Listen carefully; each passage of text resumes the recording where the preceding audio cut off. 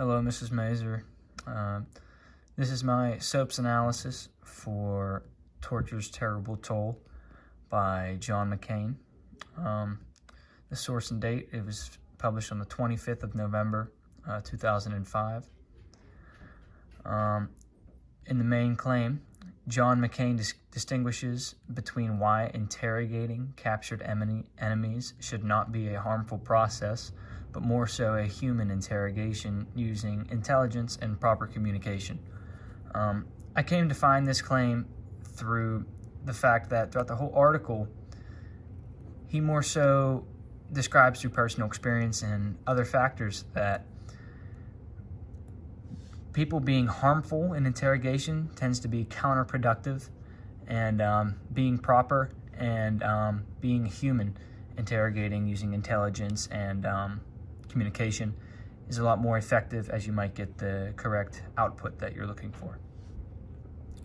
Starting off on this SOAPS page, the subject of the article is straight up interrogation tactics, specifically how torturing is not effective and intelligent communication is better. This subject is easily found just by, even if you read the first few paragraphs, not only the whole entire article itself, the whole entire article is based around that.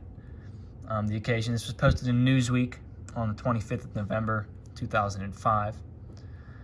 The audience includes of American people in general, and those that are unaware and biased of enemy prisoner interrogation techniques. The audience overall is not only the American people, but also those that around the world that go with the Geneva Convention. I believe that's what it is called. And the purpose of this article is to explain why America and others should find alternative ways to prisoner interrogation, veering away from that of violence and torture.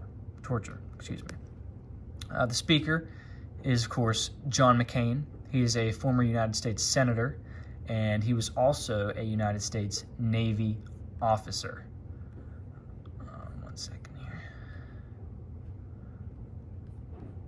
Okay. Moving on to my annotations. My annotations are right over here. They're hard to see on this camera. But moving through here, I first found ethos. This also ties into my page 2 of my SOAPS. But I found ethos here through where he says, in my experience and once I was physically coerced. Also moving on down here, an example of logos I found in that 4th paragraph. Down here is a metaphor. And moving on to the 2nd page, I have a couple more here at the top. The illusion, imagery, comparison, rhetorical question. And there's none on the back here. That's just real basic annotations. I did more online and while reading. I don't have them all written down because I read it several times. But moving on to my page 2 here, these are my quotes that I found with rhetorical devices or strategies and the effects of them. First I have here is an illusion, where it says, all men are created equal and endowed by their Creator with inalienable rights. This statement is an allusion to our nation's Declaration of Independence, opening readers to the idea that McCain is connecting with the values of what every human, no matter who they are, and they have these rights and are equal in basic form. This doesn't only connect with the American way of life, but the way that we believe and he believes everybody in the world should be treated. This was put in our Declaration of Independence just for us, but all men does not only stand for the United States, but everybody. Moving on next, we have a comparison. This comparison is between, the quote itself says, in my view, to make someone believe that you are killing him by drowning is no different than holding a pistol to his head and firing a blank. This was during the waterboarding section, and this statement compares waterboarding to firing a blank at somebody's head, obviously, and both are forms of psychological torturing. People can understand the connection between these two tactics better by putting them side by side like he did, And whenever you view them side by side, you have the waterboarding and the firing of a blank. These are both very mentally torturing and psychologically damaging. They're not only physical, they don't provide physical harm as they do where you're getting water on your face and you feel like you're drowning, but you're not actually.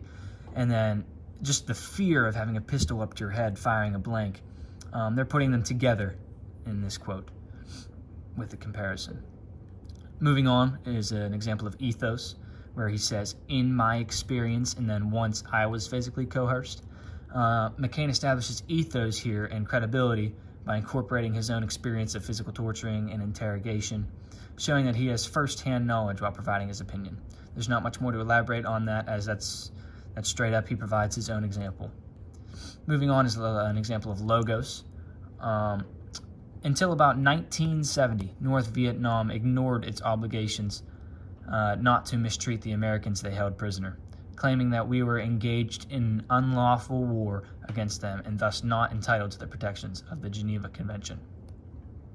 Logos is established throughout the article, but in specific, this section is a good example where the date and a fact is clearly displayed about North Vietnam and the treatment that they handled to the U.S. soldiers that they took as prisoners. Moving on is an example of a metaphor. This is a war of ideas, a struggle to advance freedom in the face of terror. This statement is a metaphor calling their push for change a war of ideas, not violence. This is simply said putting together the idea of war and ideas. Obviously, a war is not something that should be over an idea, and that's why this is a metaphor, as a war is more stood in a battle with violence or something like that. But in this example, it's a war of ideas. It's a battle to find what is the correct idea and what's the right way to go about things. Moving on is an example of imagery.